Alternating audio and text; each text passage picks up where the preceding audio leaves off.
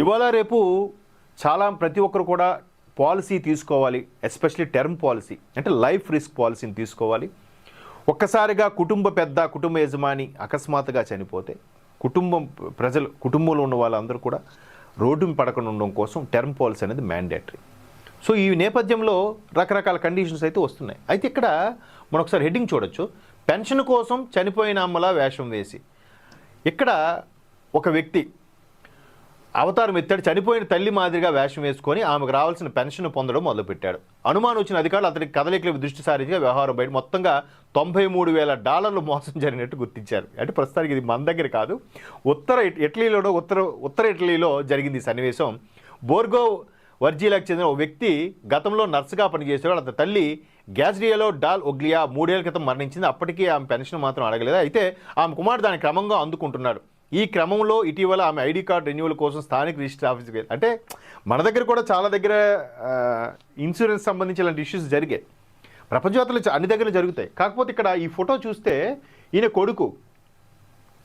ఈమె తల్లి, ఈ కొడుకు సేమ్ తల్లి ఏజ్డ్ పర్సన్ ఎలా అయితే అలా గెటప్ వేసుకొని ఆ తల్లి ఇంకా బతికి. మన దగ్గర కూడా ఈ నవంబర్ డిసెంబర్లో లైఫ్ సర్టిఫికేట్ అనేది సబ్మిట్ చేయాలి ప్రతి పెన్షనర్ కూడా.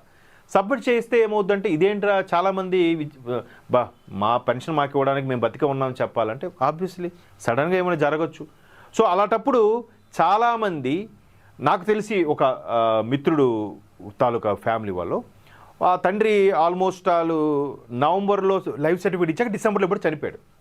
మళ్ళీ నవంబర్ వచ్చే వరకు వీళ్ళు పెన్షన్ తీసేసుకున్నారు. ఎందుకు? ఇప్పుడు అంతా ఆన్లైన్ కదా, అకౌంట్లో పడింది, వీళ్ళు తీసేసి వాడేసుకుంటున్నారు.